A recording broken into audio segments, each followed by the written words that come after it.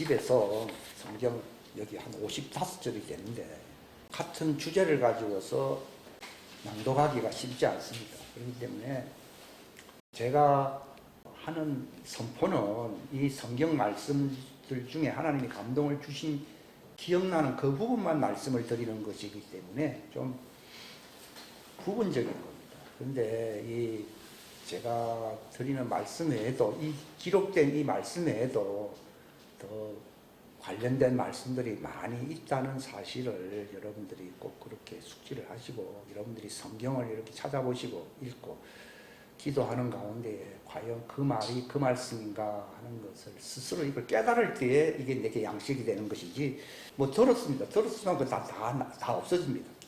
사라지는데 깨달은 말씀만이 내게 남아있고 그게 양식이 됩니다. 그러니까 예수님께서도 너희가 내 안에 있고 내 말이 너희 안에 있으면 그게 남아있다는 그런 의미가 있거든요. 그게 남아있으면은 기도하라는 겁니다. 근데 우리는 어떤 다른 기억은 갖고 있지만 또 말씀이 깨달아진 그걸 이제 베드로서에는 샛별이라고 나와 있거든요. 이게 번쩍번쩍한다 이 말이거든요. 근데 우리는 세상에 돌아가는 것에 반응하는 것이 더 쉽지 하나님 말씀이 내 속에서 빛나는 등불, 샛별처럼 빛나야 된다. 이제 그게 조금 성숙된 사람들이에요. 그게 이제 말씀을 따라 믿음으로 사는 사람들의 특색이라 이렇게 말씀을 드릴 수가 있습니다. 오늘 제목은 참 거창한 제목이죠. 하나님의 예정과 선택입니다. 하나님에게는 세상을 창조하신 그 목적과 이유가 있다는 사실을 아셔야 됩니다. 그래서 그분이 이 세상을, 이 물질 세계를 만들었을 뿐만 아니라 영계의 창세기에 있던 그 하늘과 땅을 먼저 창조하셨죠.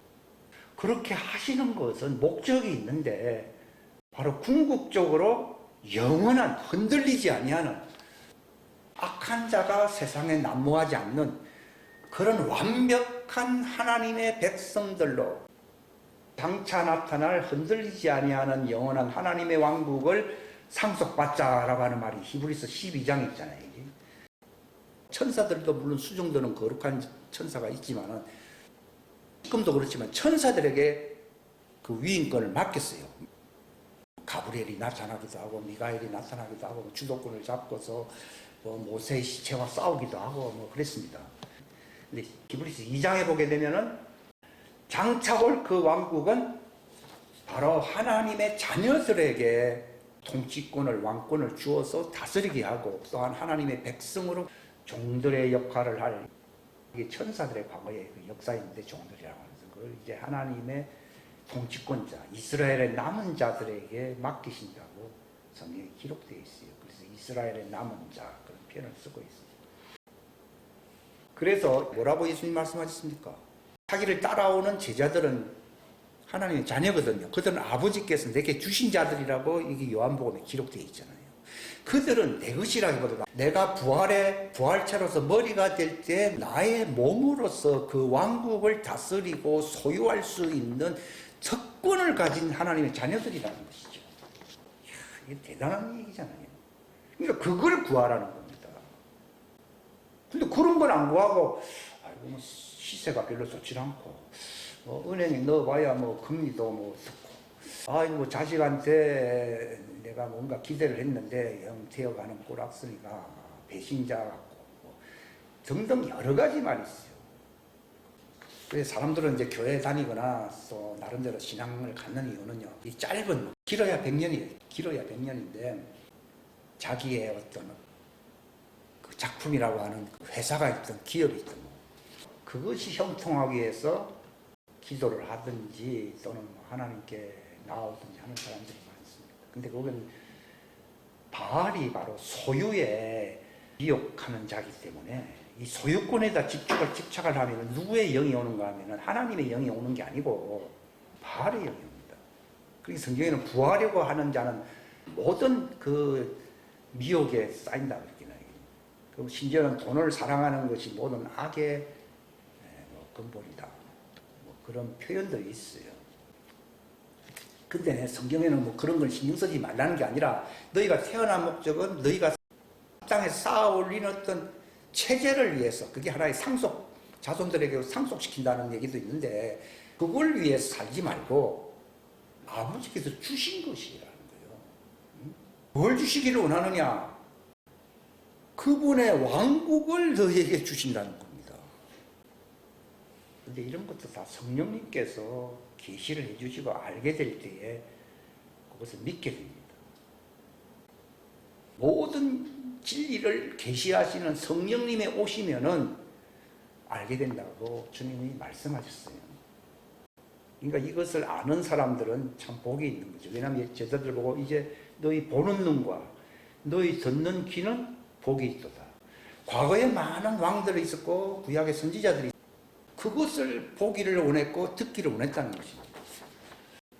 근데 종들은 왕국의 상속자가 아니거든요. 수종 드는 자들이고 그들도 존귀한 자들이긴 하지만, 그렇기 때문에 너희가 보는 눈과 듣는 귀는 복이 있고, 이건 예수님께서 제한적으로 말씀하신 것이지 제가 사람들을 제한할 수 있는 능력도 없거니와 그런 것을 감당할 수가 없죠. 저는 그런 걸 됐습니다. 예수님께서 제자들 보고 뭐라 말씀하셨습니까? 너희들이 나를 선택해서 따라온 것처럼 생각할지 모르겠지만 그게 아니고 내가 너희를 선택했다, 이렇게 얘기하는 거예요. 근데 제가 그래도 다 총기가 있어가지고 이렇게 따라간 것이지 내가 하나님을 찾았지, 예수님의 그 말씀과 역행하는 그런 생각을 하기가 쉽습니다.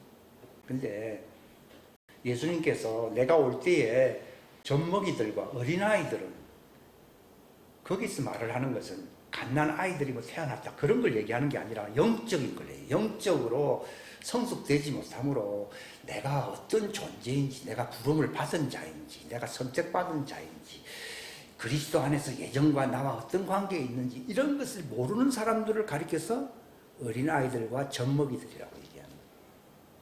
그때는 화가 있다는 겁니다. 저도 뭐 한 10년 전에 뭐 그런 거 알았습니다. 전혀 몰랐죠. 그러니까 베드로 선생이 그 당대에 예수님을 따랐을 때는 몰랐지만 그가 베드로 후서를 썼을 때 뭐라 말했습니까? 그러므로 너희가 그분의 왕국의 부활체로 넉넉하게 들어가기 위해서는 조건이 뭐라 그랬습니까? 성숙해야 되는데 성숙했다는 증거가 뭡니까?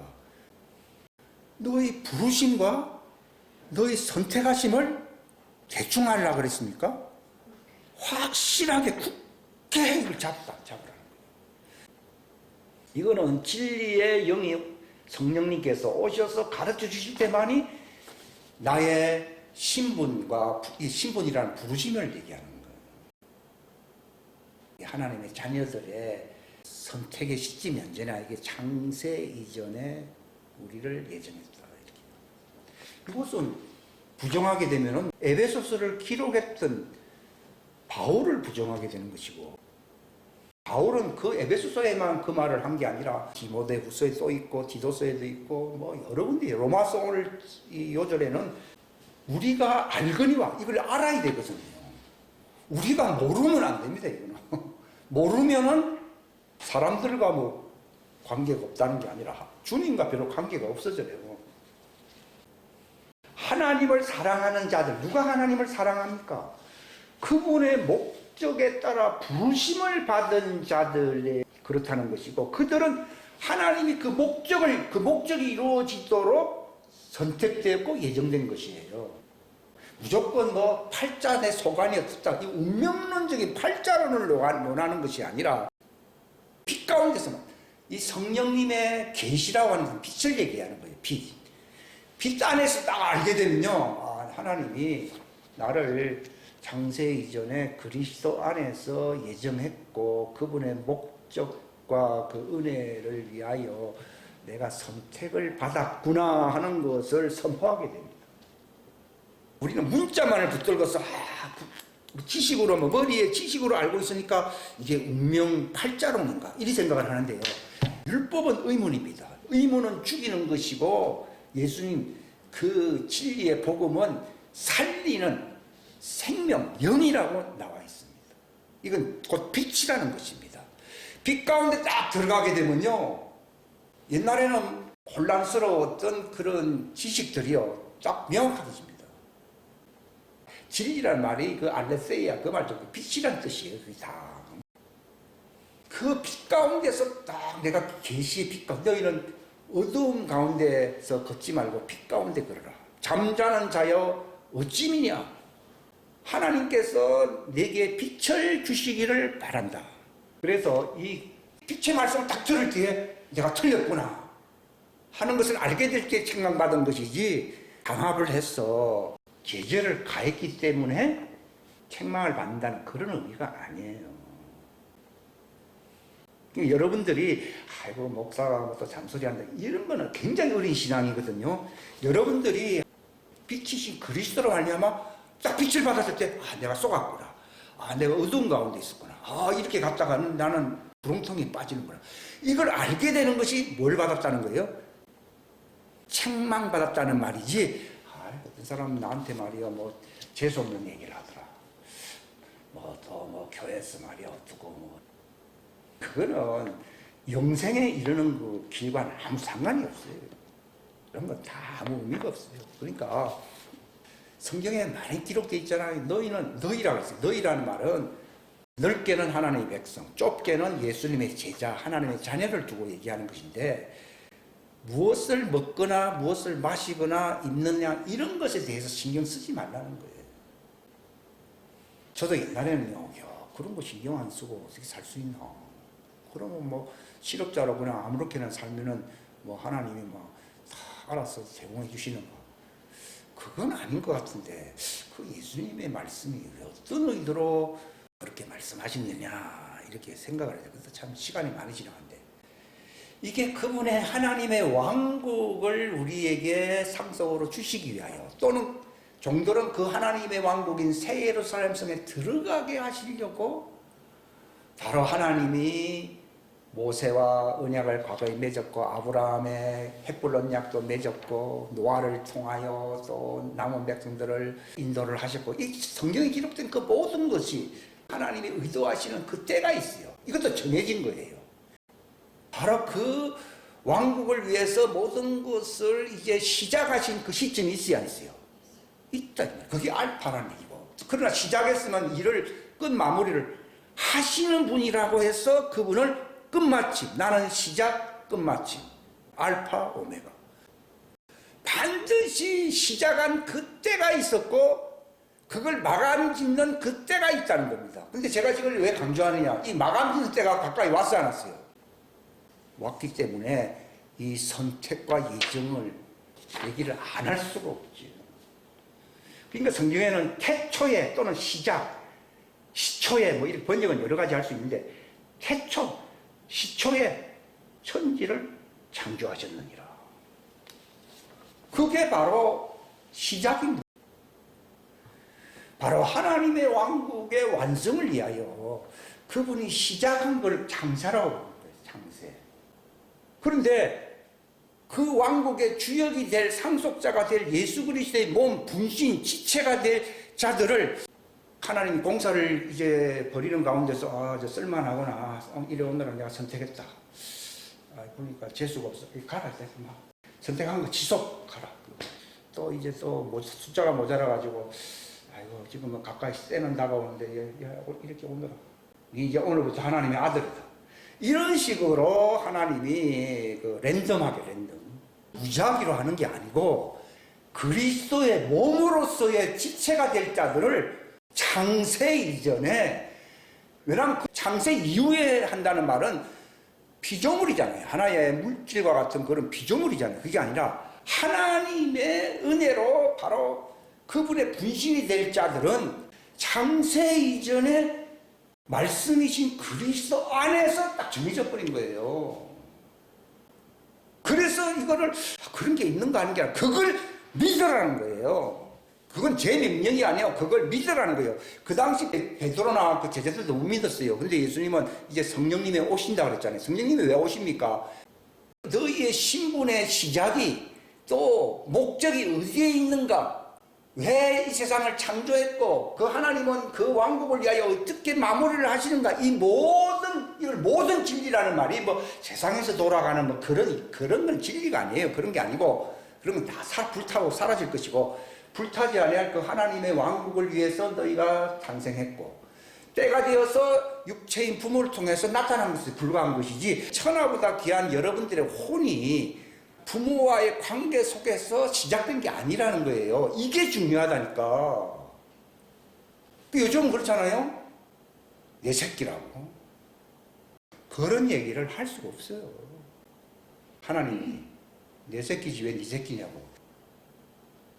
혼은 하나님의 자녀의 혼은 부모의 결혼 이후에 거기서부터 시작된 게 아니라니까.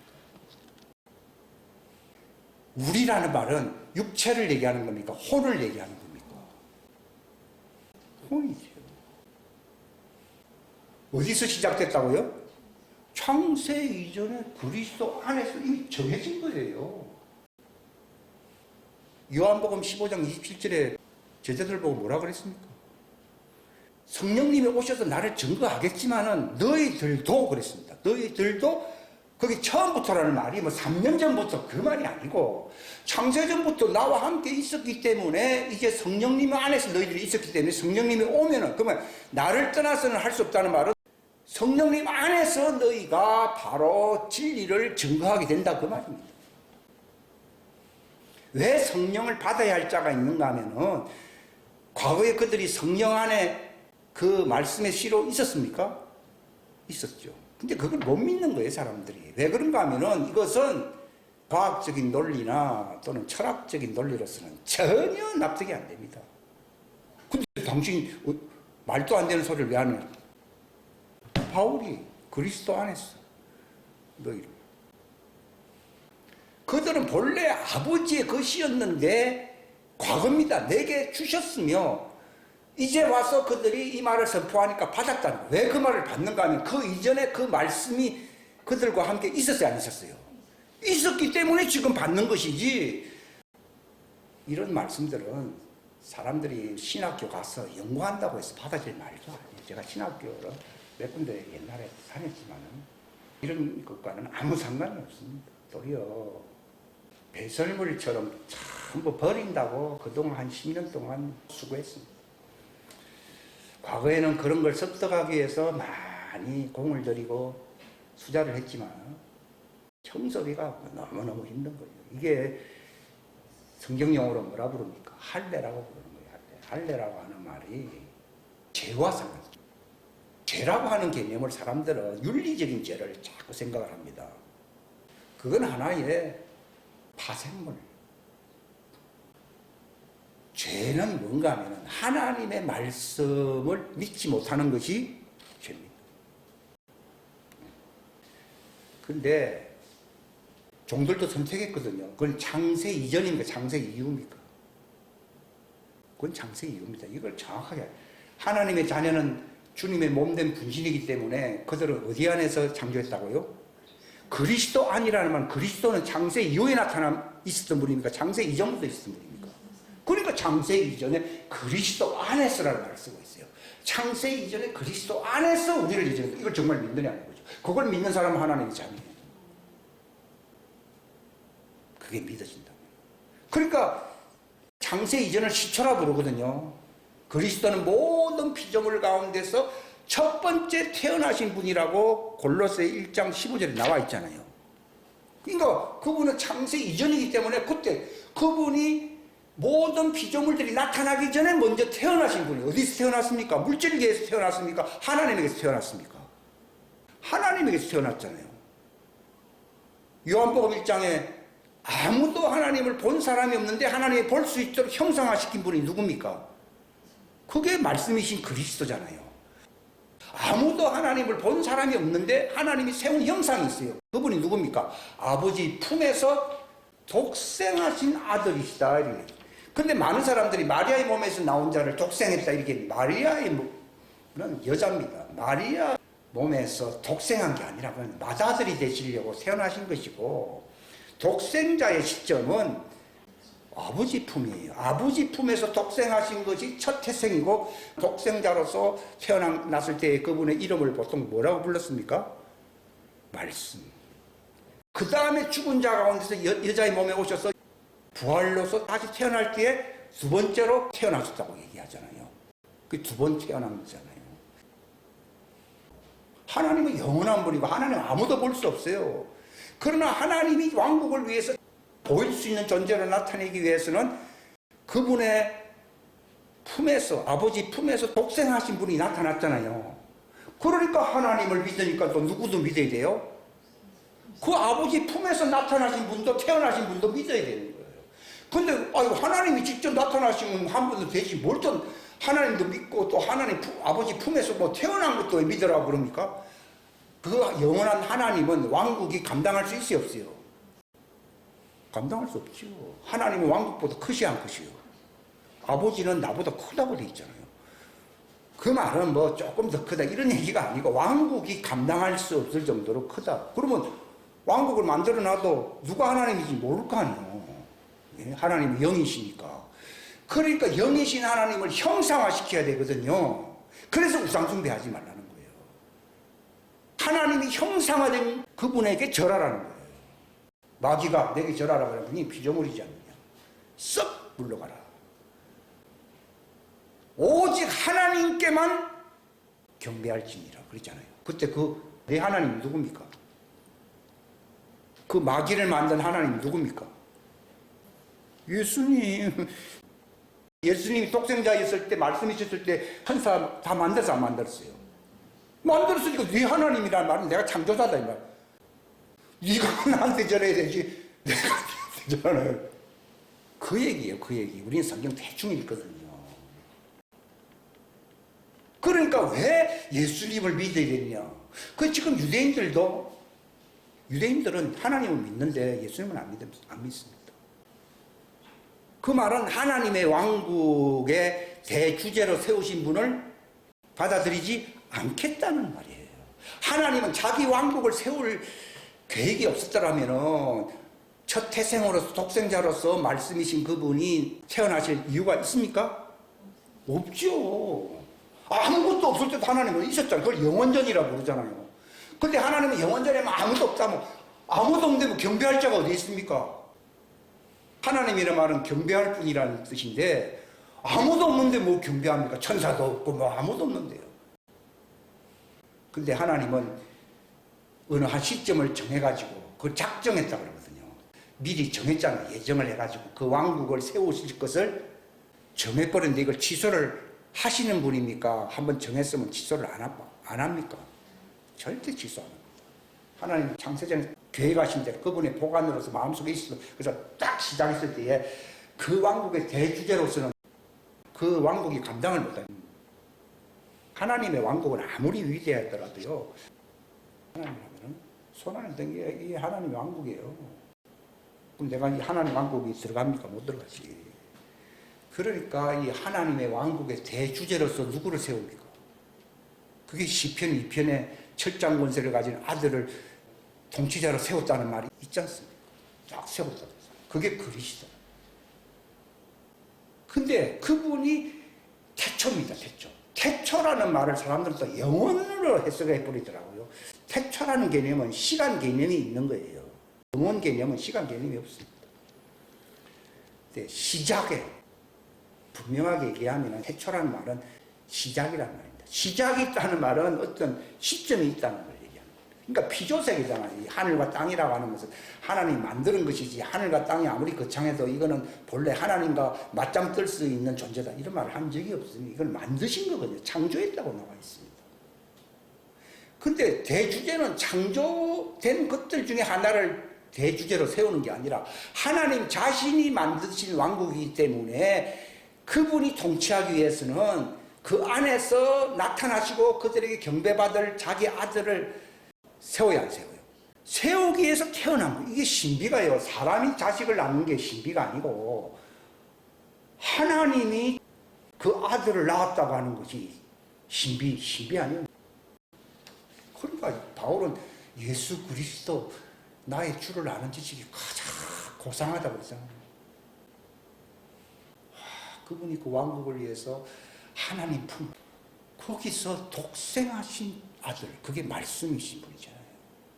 이걸 바울은 깨달았기 때문에 골로새 1장 15절에 모든 피조물, 하늘과 땅이 지어지기도 전에 아버지 품에서 태어나서 안 태어났어요. 태어나신 첫 태생이셨어요. 태어난 자로서 제일 첫 번째로 태어난 분이 요게 시작이 있다는 얘기거든요. 그래서 예수님이 내가 알파라 그랬지, 하나님 아버지가 알파다 하면요, 하나님도 옛날에 없었던 때가 있는데 누가 하나님을 만들어냈는지 하나님이 있구나, 이런 말이 아니에요. 하나님이 영원한 하나님이고 그 왕국을 위하여 아버지 품에서 독생하신 통치자이신 그분은 우리가 경배해야 할 자이기 때문에 그분을 믿어야 돼, 안 믿어야 돼요? 믿어야 돼요. 바로 그 왕국의 위계 질서를 위해서 세우신 권세의 최고 정점에 있는 분이 누구라고요? 예수님입니다. 여자의 머리는 남자요, 남자의 머리는 그리스도요, 그리스도의 머리는 또 누구라고요? 하나님이시 나오잖아요. 하나님은 그 모든 것 위에 계신다고 되어 있습니다. 그러니까 그분께 경배해야 되는 거예요. 그러니까 그분의 교시나 훈시의 말을 들어야 네가 살 수 있다, 그 말입니다. 즉 예수님이 내 말이 너희 속에 있어야 되는데 없는 거로 너희는 너희 죄 가운데서 죽는다는 거예요. 요한복음 8장. 내가 그인 줄은 내가 너희 직속 상관이다. 우리가 직접 아버지를 상대하는 건 아닙니다. 나와 직접 관계하는 분이 누구라고요? 그리스도. 내가 그 왕국에 들어가기 위해서 누가 나를 알아줘야 됩니까? 그분이 나를 알아줘야 되지. 뭐 교회 오는 누가 알아줘? 교단 빼기라 어림도 없습니다. 교단장도 못 갑니다. 그런 식으로 하면요. 바로 그리스도와 나와의 관계가 어떤 관계라고요? 부부관계. 하나님의 자녀가 되면 무슨 관계요? 부부관계가 되지 아니하면 하나님 왕국 못 들어갑니다. 부부관계. 그게 하나님의 자녀고 그리스도의 신부입니다. 그들에게는 영생이 있습니다. 그러니까 그분에 의해서 모든 만물이 지어졌다고 히브리서 11장에 기록되어 있지 않습니까? 그게 예수 그리스도예요.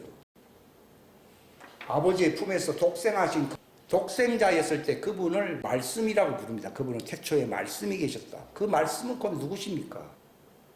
예수 그리스도입니다.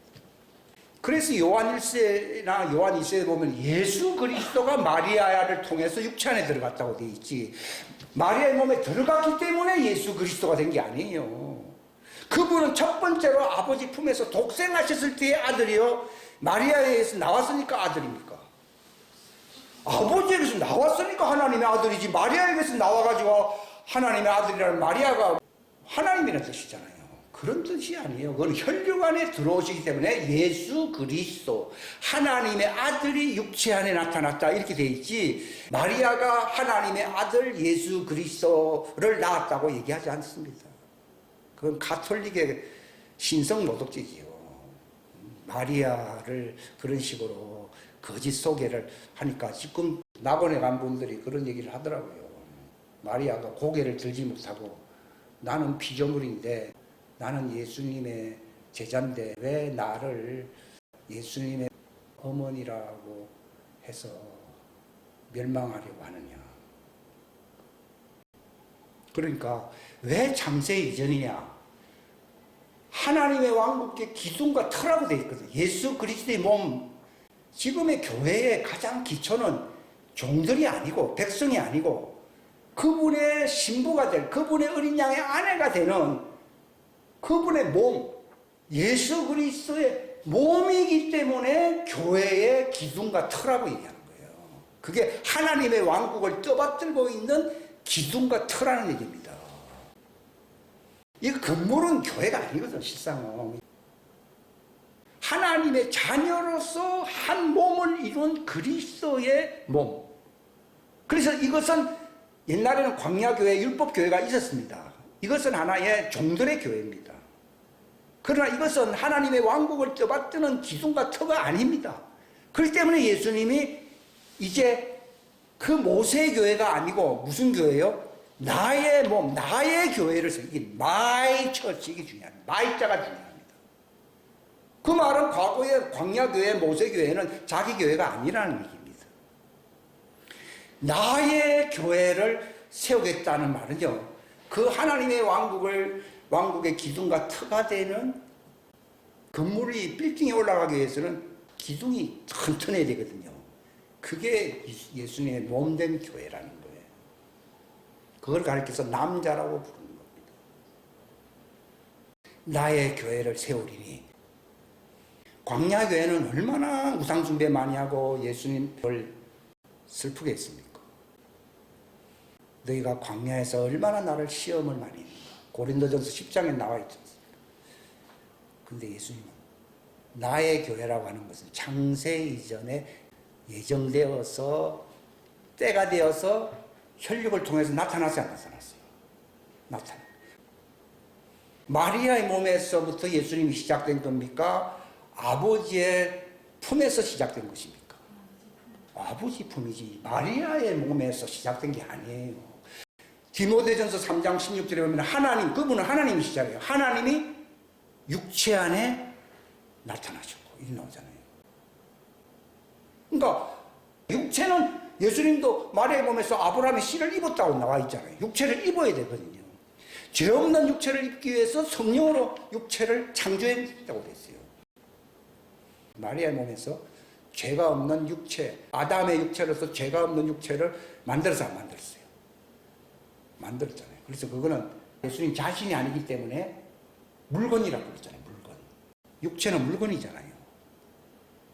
그것이가 되거든. 그것이 마리아의 몸에서 나타났다고 나오잖아요. 육체가 하나님이라 그러면은 하나님을 물건이라고 말하면 큰일 나죠. 하나님을 그것 이러면 안 되죠. 근데 예수님의 육체를 물건의 호칭으로서는 그것이라고 나와 있거든요. 여러분, 예정과 선택이라고 하는 것이 그냥 뭐 예수님이 그런 모양이다 그게 아니고 그리스도 안에서 이미 선택되었고 예정되었기 때문에 나의 시작은 창세전 세상이 있기 전에, 천사가 있기 전에 내가 정해진 거예요. 이 말이 성경에 또 어디 있습니까? 욥기서 38장에 보면 하나님 그러잖아요. 욥아, 네가 아담을 만들 때 네가 어디 있었냐?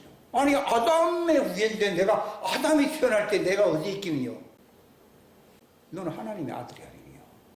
그때 내가 그리스도 안에서 만물을 창조할 때 아담을 만들 때 네가 기뻐 안 했느냐? 이 성경 번역을 묘하게 만들어가지고 이 창조의 신비를 숨겨놨기 때문에 지난번에 설교가 하나님의 창조의 신비와 그 후예들이고 오늘은 그 이어서 그 예정과 선택을 믿어야 됩니까? 믿어야 되죠. 믿어야 되죠. 그것이 안 믿어지는 자들이라면 아담에게 속한 자들입니다. 이걸 억지로 믿으라는 얘기가 아닙니다. 예수님도 나는 하늘에서 났고 베드로 보고도 너는 태초부터 시작부터 나와 함께 있었고 이렇게 나오잖아요. 요한복음 15장 27절이에요. 그걸 사람들은 3년 전에 예수님과 함께 있어요. 3년은 시간도 아니죠. 요한일서에 보게 되면 태초부터 계셨던 생명의 말씀이라는 것은 아버지 품에서 독생할 때부터 시작된 거잖아요. 그리고 하나님의 자녀의 시작은 언제입니까? 이걸 알게 되면요, 예정과 선택을 믿느냐 안 믿느냐는 이 갈림길에서 이제 굉장히 긴장하게 됩니다. 아, 이걸 못 믿어진다. 그럼 뭐 안 믿어지는 건 당연합니다. 왜냐하면 아담의 후예들은 아담으로부터 시작됐지 언제 예수님으로부터 시작됐습니까? 그러니까 아담의 후예들과 하나님의 자녀들의 차이라고 하는 것은 하늘과 땅 차이입니다. 실상은요. 근데 과거에는 하나님의 아들이 주역이 되는 교회가 광야교회가 아니고 예수님이 이제 태어나셨기 때문에 나의 교회를 세울 것이라고 말했거든요. 그러니까 진짜 교회는 그 예정과 선택과 자기의 부르심이 무엇이고 예수 그리스도와 나와 어떤 관계를 맺고 있고 당신이 신부입니까? 물어볼 때 모르겠는데요.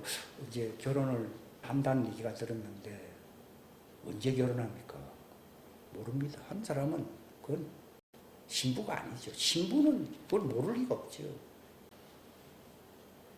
또 이것을 다른 사람한테 알릴 필요도 없어요. 왜냐하면 휴거라고 하는 것은 그들이 이제 한 몸을 이루기 위해서 부활체로서 한 몸을 이루기 위해서 결합하기 위해서 그래야 예수님이 만왕의 왕으로서의 그 통치권자의 영광을 회복을 할 수 있거든요. 머리만 있어가지고서는 회복이 됩니까? 안 됩니다. 몸이 붙어야 되잖아요. 그래서 그리스도께 붙은 자들이 하늘로 올라간다고 되어 있지 그리스도께 안 붙은 자들이란 말은 그것은 아담의 후예들을 얘기하는 거예요. 아담의 후예들 보고 올라가라는 얘기는 성경에 없습니다. 그건 제가 인간적으로는 하고 싶은 얘기가 아니에요. 근데 주님은 선을 분명히 하라고 말씀하시기 때문에 제가 선을 분명히 하는 거예요. 하객은 하객이고 신부는 신부예요. 침례자 요한이 여자에게서 그러면 종들이라는 의미입니다. 여자에게서 태어난 자 중에서는 제일 위대하지만도 하늘에서 태어난 자는 지극히 적은 자라도 누구보다 크다고요? 침례 요한보다 크다. 그렇죠. 아담의 후예는 지 아무리 잘나도 예수님 안에 있었던 지극히 적은 지체보다 못하죠. 그러니까 여러분 이런 메시지들이 나오게 되는 것은 지금 주님의 재림과 공중에 휴거될 그 시기가 가까이 오고 있음을 우리가 알아야 되는 거예요. 그러니까 사람들 열처녀라는 게 5처녀는 아주 생기가 있고 총기가 있고 나머지 5은 영 뭐 어리석고 성경에도 어리석다고 하니까 어리석고 이렇게 생각을 하는데 그들은 처녀입니다. 처녀라는 말은요 굉장히 순수하다는 뜻이에요. 그렇지만은 본래 순수하지 못한 처녀 반대말은 뭔가 음녀라고 되어 있어요. 성경에는. 음녀는 하나님하고 상관이 있습니까? 없습니다. 그들은 하나님의 원수입니다. 그들은 가인의 후예고 거짓 선지자들과 관련된 무리들입니다. 근데 처녀거든요. 근데 정체성이 분명하지 않다 보니까 교회 안에서 같이 어울리고 있었던 거죠. 그래서 신랑이라다 하면서 이제 주님을 맞으러 가자 그랬는데 지금이 그럴 때잖아요.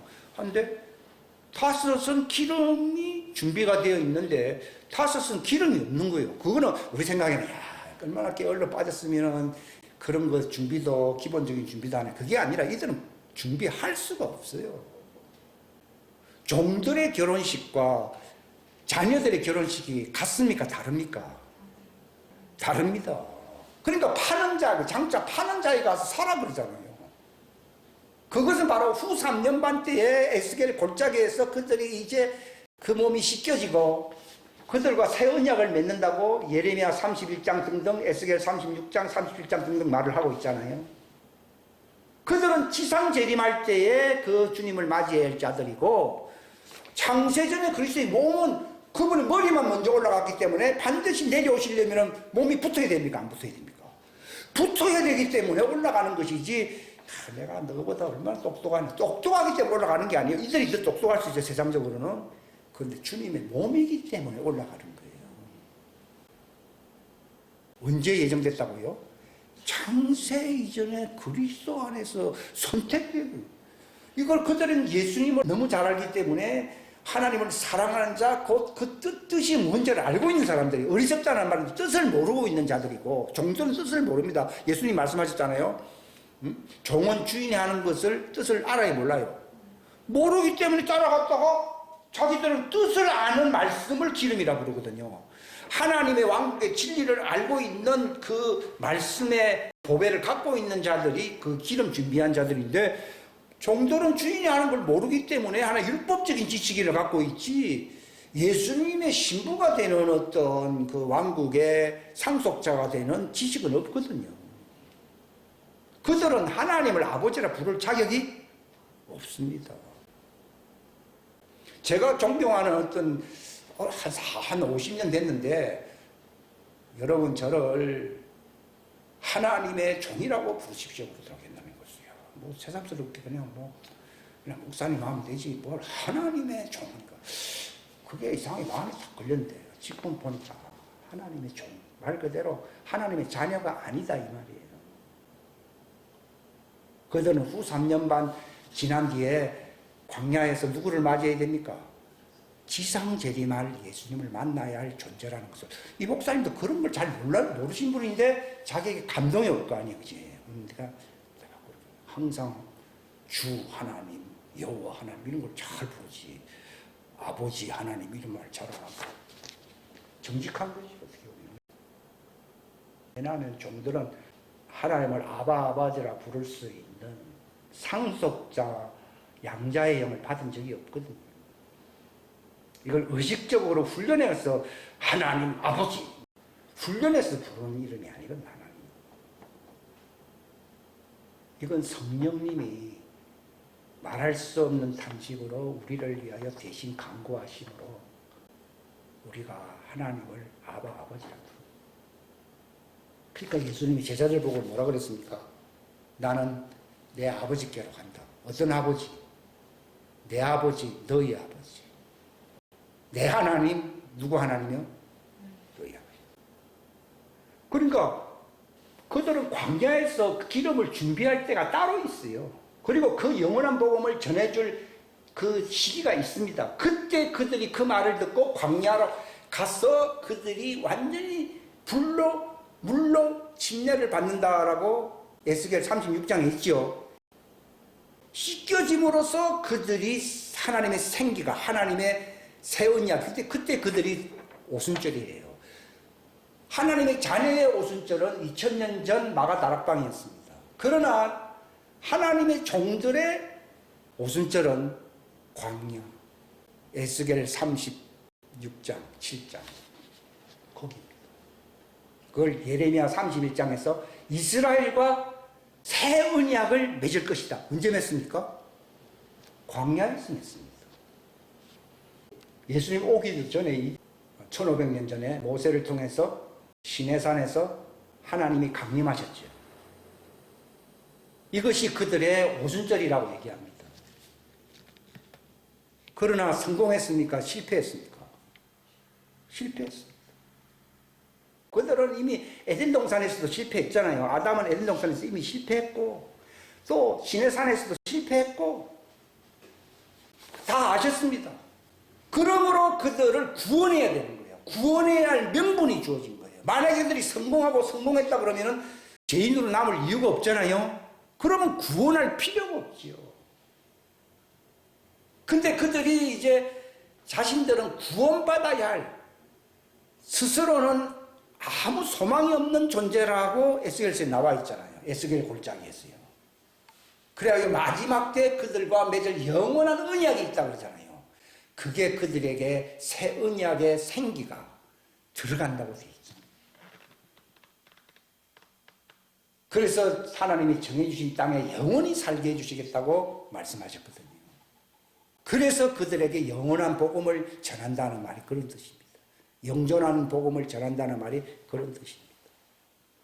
그러니까 믿어도 되고 안 믿어도 되는 게 아니라 못 믿을 자들은 그때 새 언약을 맺어야 그들이 확실하게 알게 됩니다. 그들이 그때 확실하게 알게 되니까 새 예루살렘 성에 들어가고 좌편 보좌에 앉으니까 그들에게 영원한 소망의 복음을 전해준 오른쪽에 있는 자들의 얼굴을 봐야 안 봐요?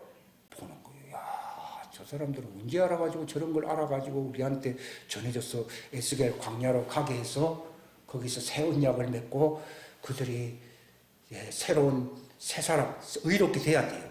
의롭게 된다는 말은 무슨 말인가 합니다. 다시는 실패하는 죄인이 아니라는 거죠.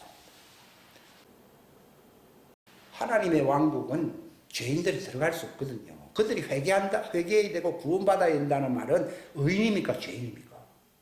죄인입니다. 성경에 보면 죄인이라 했다고 또 의인은 믿음으로 살아라 했다고 이게 헷갈리잖아요.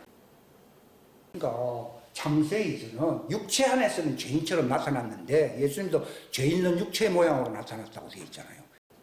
이지만도 그들이 성령으로 새 사람으로 입혀지게 될 때 완전하게 하나님이 그들을 단장시키잖아요. 그러면 의인인 거예요. 의인. 그게 성숙한 자들은 의인 아니에요. 의인이죠. 그 의인들은 천사까지도 신문할 수 있는 권리가 있다고 고린도전서 5장에 나오지 않습니까? 근데 종들은 천사들 아래에 있다는 표를 머리에 두어야 한대요. 수죠. 왜냐하면 천사의 인도를 받아야 돼, 안 받아야 돼요? 받아야 되고, 그들이 아무나 광야로 가서 새 언약의 오순절을 맞이할 수 있는 게 아니라 천사의 표를 받습니까? 천사의 표를 받으니까 천사 아래에 있는 거예요.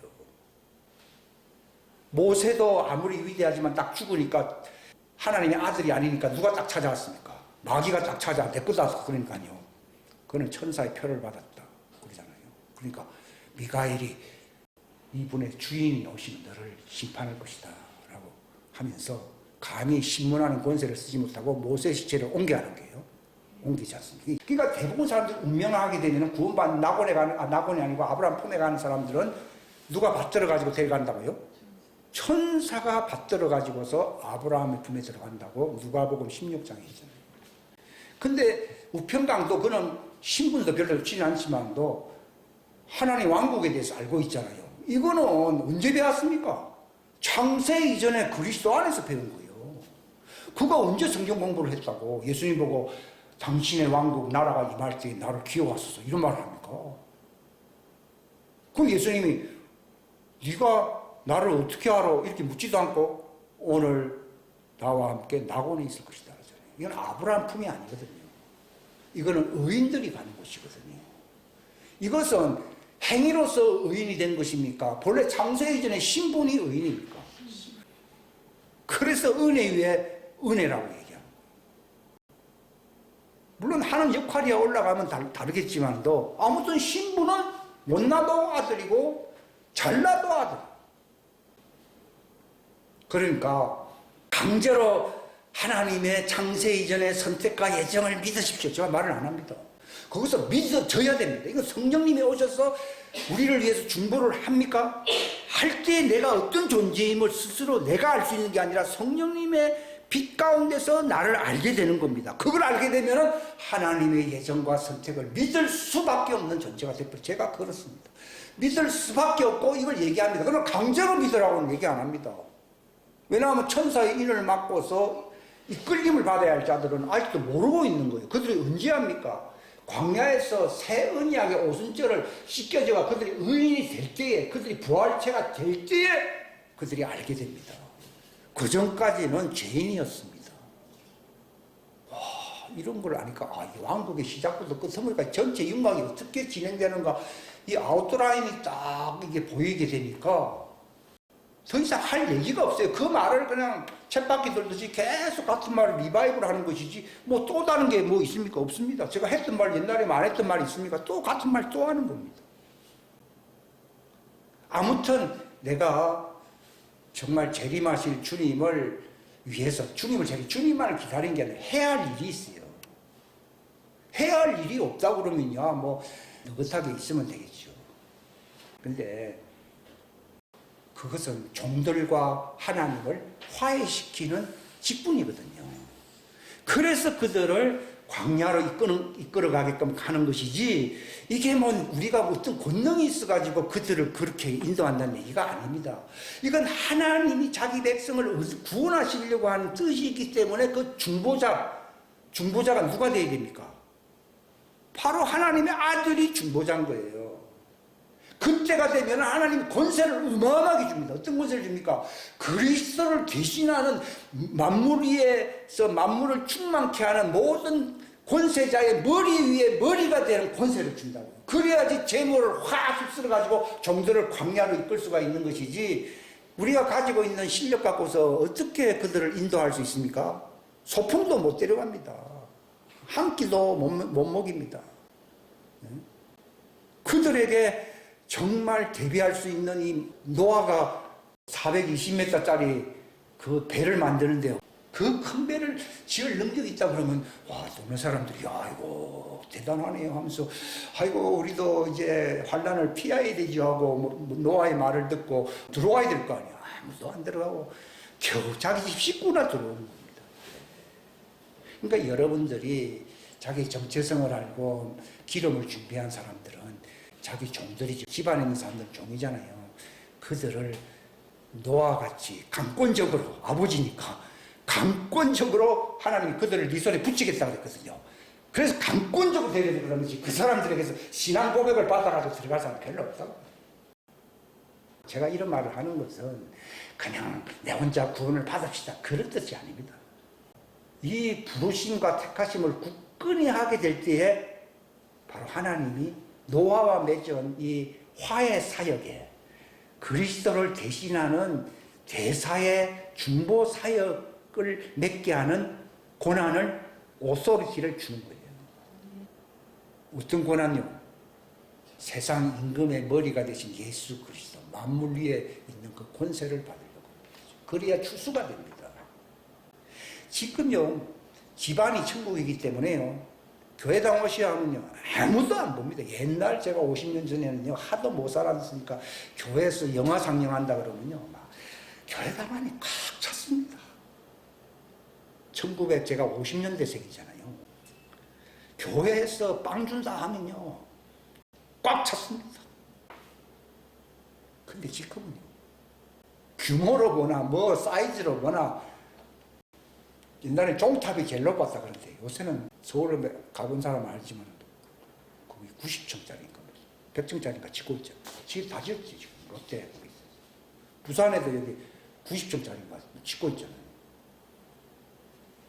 그 사람들이 교회에서 무슨 특별 활동한다면 옵니까? 안 옵니다. 지축을 흔들 만한 대격변이 일어나야 되는 거예요.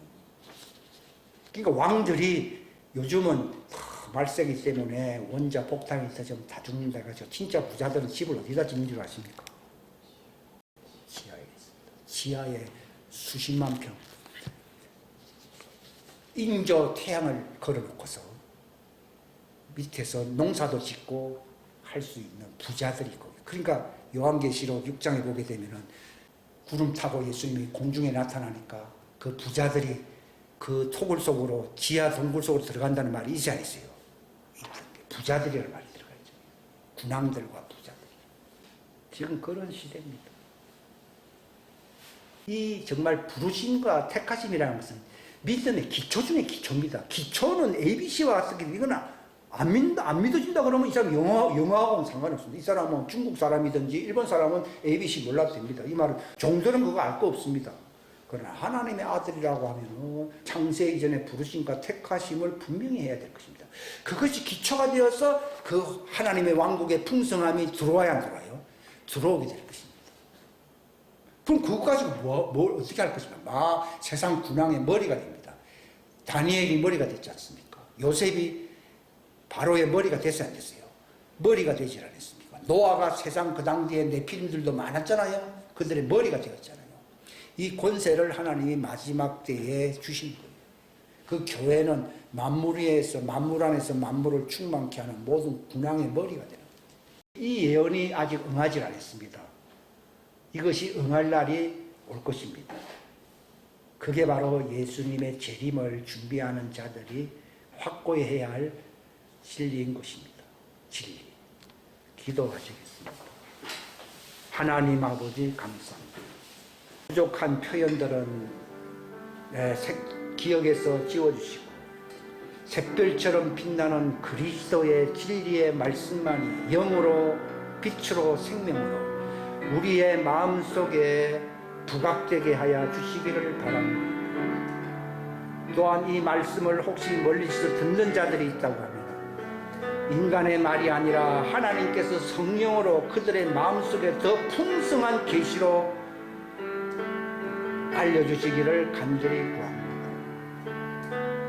우리로 하여금 이 놀라운 하나님의 왕국과 관련된 자기의 위상과 부르심과 그 선택과 예정을 분명히 알므로 말미암아 그 왕국의 풍성한 기름 부음이 기름을 준비할 수 있도록 인도하여 주시고 이 마지막 때 사명을 감당할 수 있는 자들이 될 수 있도록 도와주시옵소서. 하나의 의식으로 의문으로 인간에 세운 전통으로 우리가 하나님을 섬기는 것이 아니라 진리와 성령 안에서 하나님을 경배하고 하나님의 뜻을 순종하는 순행하는 자들이 될 수 있게 하여 주시옵소서. 기름을 준비하는 현명한 자들이 될 수 있도록 인도해 주시기를 간절히 바라옵고 거룩하신 주 예수님의 이름 받들어 간절히 기도하옵나이다.